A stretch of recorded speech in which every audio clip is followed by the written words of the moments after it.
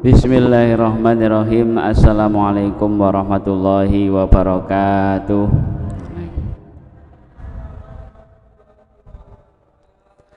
Mari kita buka dengan bacaan basmalah. Bismillahirrahmanirrahim. Alhamdulillahilladzi anzala ala abdihil kitaba wa lam yaj'al lahu iwaja. Assalatu wassalamu ala asyrafil anbiya sayyidina Muhammadin sallallahu alaihi wasallam wa ala alihi wa ashabihi ajmain, amma ba'du. Yang saya hormati seluruh Dewan Guru SDIT dan TKIU El-Haq rahimakumullah. Alhamdulillah pagi hari ini kita bisa bertemu kembali untuk menghadiri kajian setiap Selasa dan Sabtu pagi. Semoga ini bisa memperberat timbangan amal kita kelak di hari kiamat nanti. Para ustadz dan ustadzah sekalian, langsung saja saya ingin mendongeng atau bercerita bahwasanya kisah ini ada di dalam kitabnya Imam Ahmad, Musnad Ahmad bin Hambal.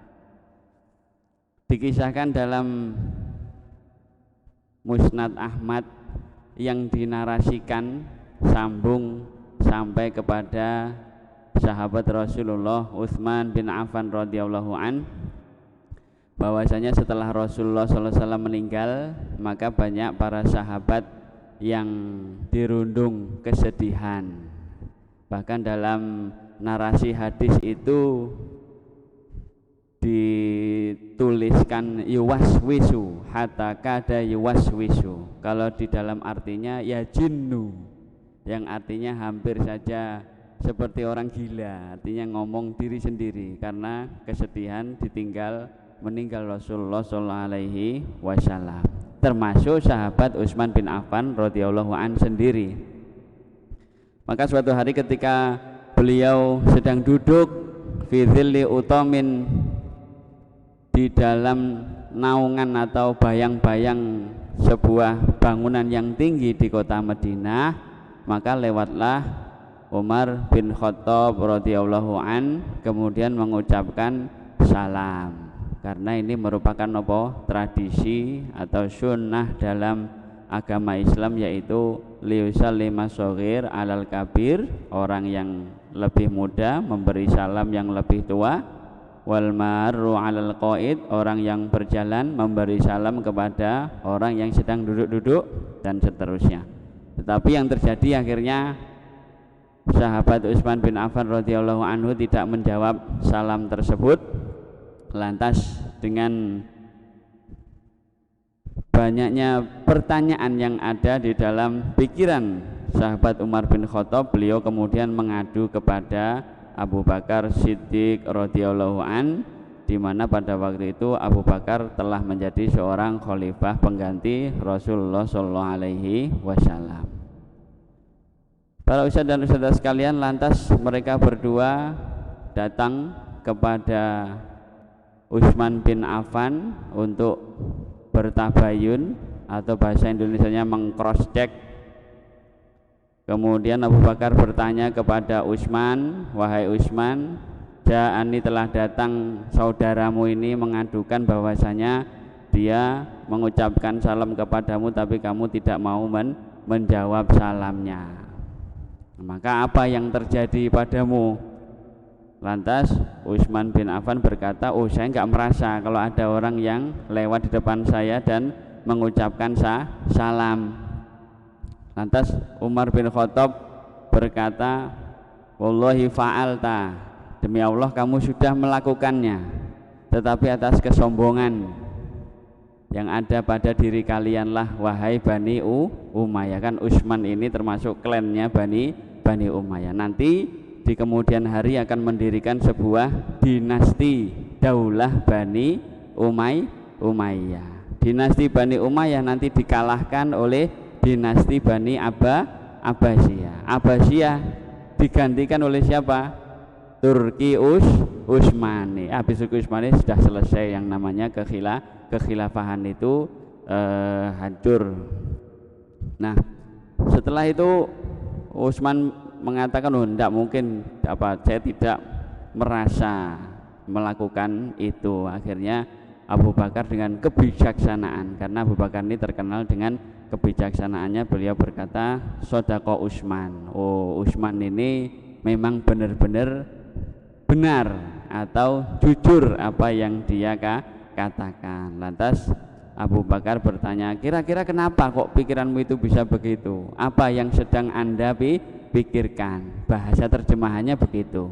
Akhirnya Utsman berkata bahwasanya Nabi Rasulullah Shallallahu Alaihi Wasallam meninggal, tapi beliau belum sempat menanyakan sebuah pertanyaan, yaitu manajatu hadzal amr, yaitu apa yang bisa menyelamatkan kita dari siksaan api neraka. Pertanyaan yang simpel, padahal 23 tahun hidup bersama Rasulullah ketika beliau menjadi nabi, tapi belum sempat ditanyakan.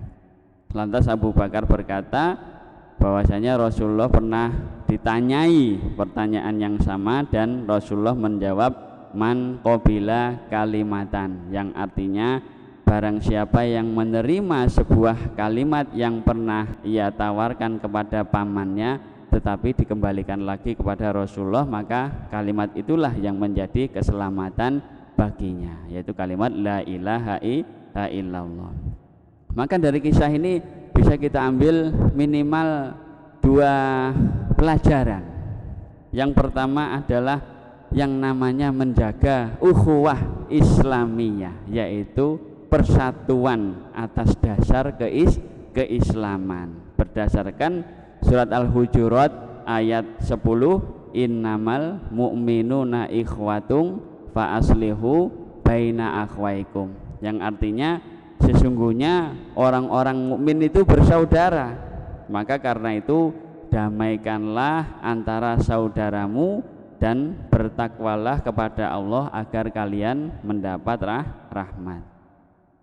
Nabi kita juga menerangkan pentingnya persaudaraan atau ukhuwah Islamiyah ini, bisa kita lihat ke dalam Sahih Bukhari ayat nomor 481, Sahih Muslim nomor 2585 yang berbunyi innal mu'mina, sesungguhnya orang mukmin, lil mu'mini, dengan mukmin yang lain, kal bunyan, seperti bangunan, yasuddu, yang menguatkan, ba'duhu ba'do, yang lain kepada yang lain. Artinya orang Islam itu saling menguatkan. Lah itulah ciri-ciri yang namanya ukhuwah Islamiyah. Nah, ini bisa kita lihat ke dalam kisah tadi, bagaimana Khalifah Abu Bakar As-Siddiq radhiyallahu an mencari solusi atas kekecewaan yang ada pada diri Umar bin Khattab. Karena rasa kecewa ini antar sesama umat Islam, kalau tidak segera dicari solusinya, di kemudian hari akan menjadi bumerang yang akan menghancurkan barisan umat Islam. Nah, para ustadz dan ustadzah sekalian, kalau kita lihat ke dalam kitab-kitab sejarah, bahwasanya baru 27 tahun setelah Rasulullah meninggal, belum genap setengah abad atau 1 abad, baru 27 tahun setelah Rasulullah meninggal, terjadilah fitnah kubro di dalam tubuh umat Islam, yaitu apa? Perang saudara antara umat Islam yang disebut sebagai perang Siffin atau waqa'atu Siffin atau ma'rakatu Siffin, sebuah perang yang terjadi antara pasukan Ali bin Abi Thalib, musuhnya pasukan Muawiyah. Ali bin Abi Thalib sudah jadi khalifah, tetapi Muawiyah tidak mau membaiat, tidak mau mendeklarasikan kekhalifahan Ali bin Abi Thalib sebelum dicari siapa yang membunuh Utsman bin Affan.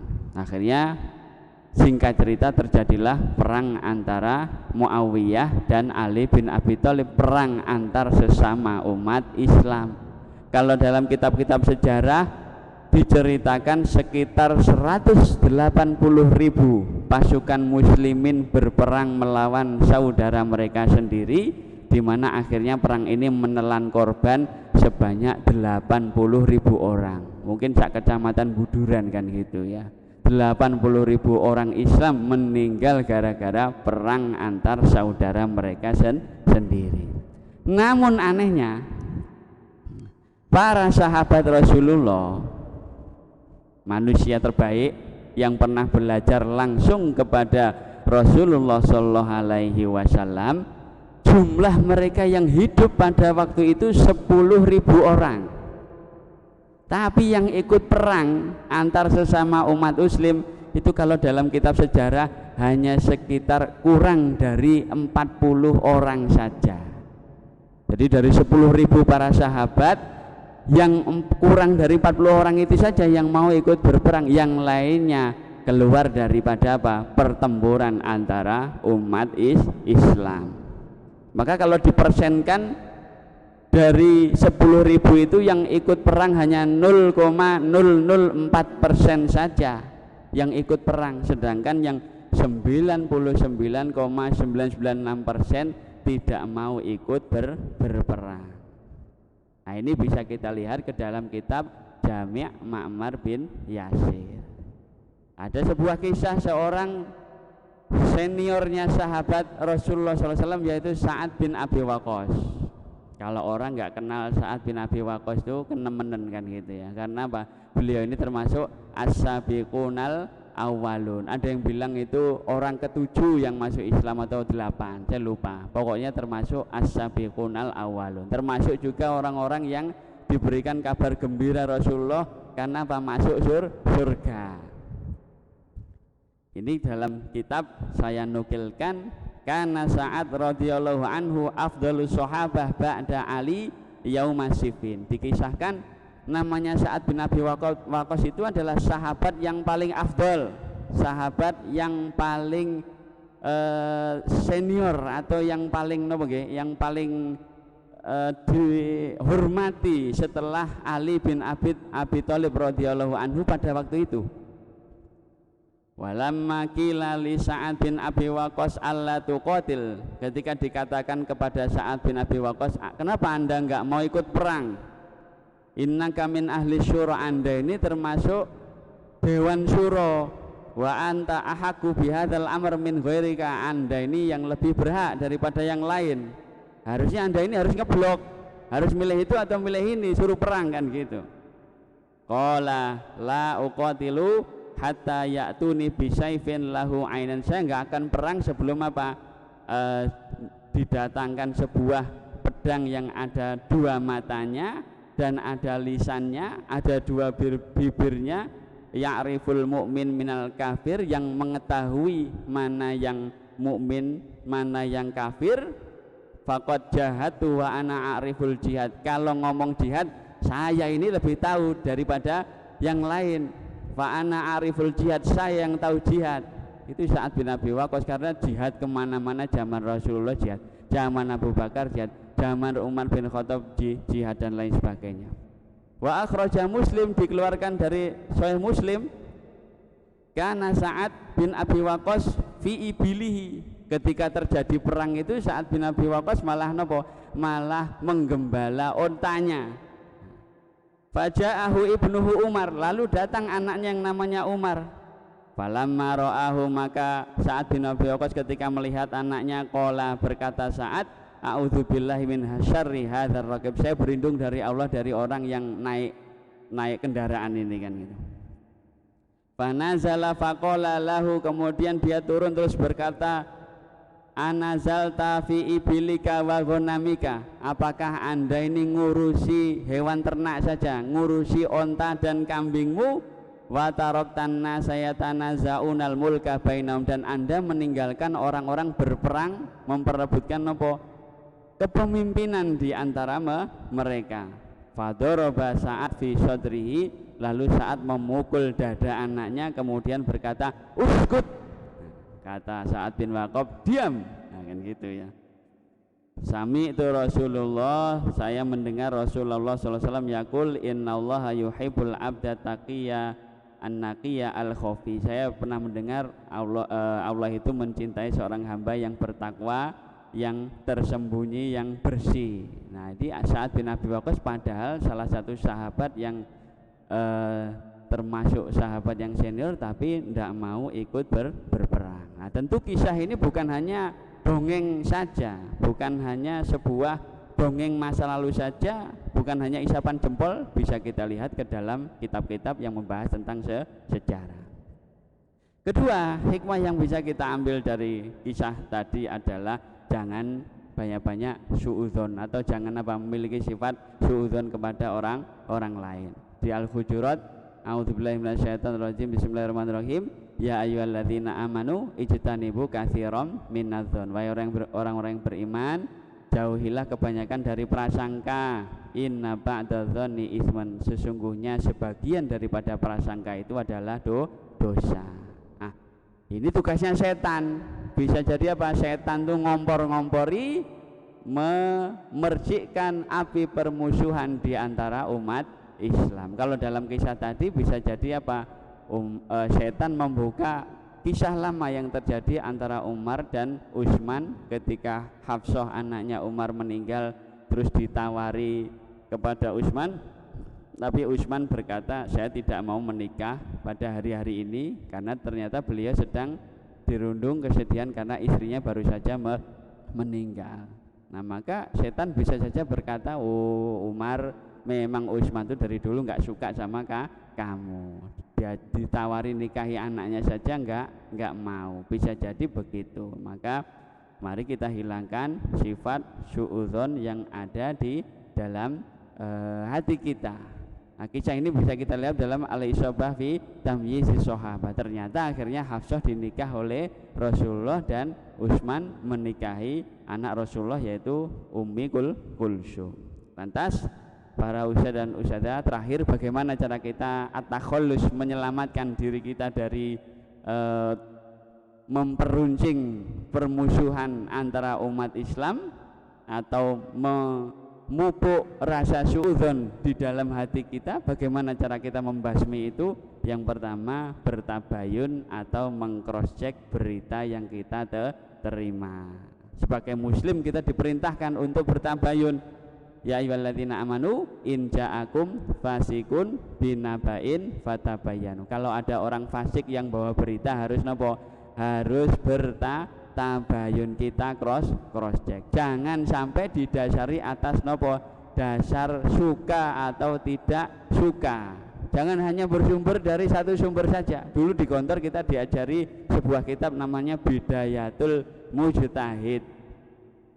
Karena banyaknya organisasi Islam yang ada di Indonesia ini, yang satu pakai pendapat ulama ini, pendapat ulama ini, kitab Bidayatul Mujtahid itu membahas tentang akar permasalahan masalah furu'iyah yang ada di dalam tubuh umat Islam. Kita diajari supaya kita mengerti, oh yang itu di sana pakai itu, oh gara-gara sebabnya memakai dalil ini. Oh yang itu pakai itu, oh sebabnya gara-gara memakai dalil ini, supaya pikiran kita terbuka.